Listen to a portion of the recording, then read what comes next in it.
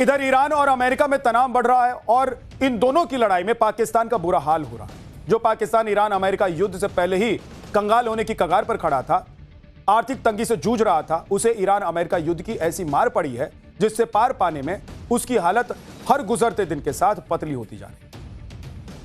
जिसे बचाने के लिए और जिससे बचने के लिए उसने युद्ध रोकने के लिए पूरी ताकत झोंक दी थी।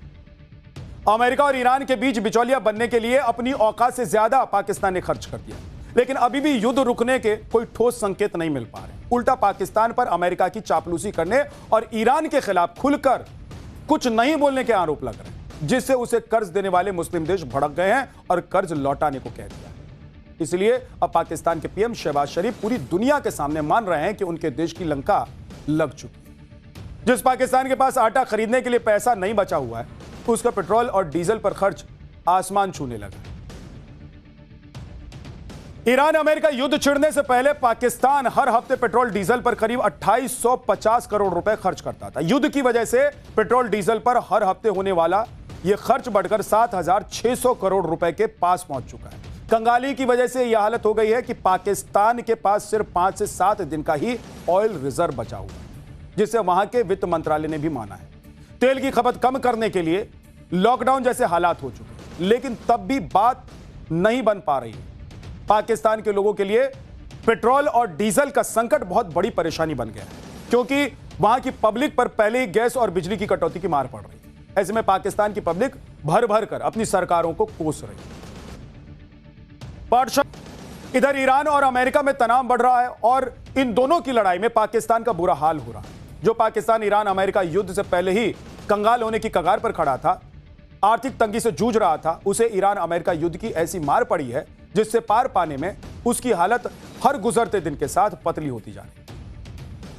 जिसे बचाने के लिए और जिससे बचने के लिए उसने युद्ध रोकने के लिए पूरी ताकत झोंक दी थी। अमेरिका और ईरान के बीच बिचौलिया बनने के लिए अपनी औकात से ज्यादा पाकिस्तान ने खर्च कर दिया, लेकिन अभी भी युद्ध रुकने के कोई ठोस संकेत नहीं मिल पा रहे। उल्टा पाकिस्तान पर अमेरिका की चापलूसी करने और ईरान के खिलाफ खुलकर कुछ नहीं बोलने के आरोप लग रहे हैं, जिससे उसे कर्ज देने वाले मुस्लिम देश भड़क गए हैं और कर्ज लौटाने को कह दिया।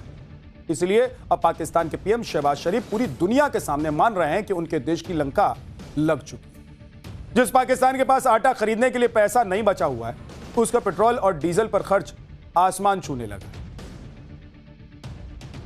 ईरान अमेरिका युद्ध छिड़ने से पहले पाकिस्तान हर हफ्ते पेट्रोल डीजल पर करीब 2850 करोड़ रुपए खर्च करता था। युद्ध की वजह से पेट्रोल डीजल पर हर हफ्ते होने वाला यह खर्च बढ़कर 7600 करोड़ रुपए के पास पहुंच चुका है। कंगाली की वजह से यह हालत हो गई है कि पाकिस्तान के पास सिर्फ 5 से 7 दिन का ही ऑयल रिजर्व बचा हुआ है, जिसे वहां के वित्त मंत्रालय ने भी माना है। तेल की खपत कम करने के लिए लॉकडाउन जैसे हालात हो चुके, लेकिन तब भी बात नहीं बन पा रही है। पाकिस्तान के लोगों के लिए पेट्रोल और डीजल का संकट बहुत बड़ी परेशानी बन गया है, क्योंकि वहां की पब्लिक पर पहले ही गैस और बिजली की कटौती की मार पड़ रही है। ऐसे में पाकिस्तान की पब्लिक भर भर कर अपनी सरकारों को कोस रही है।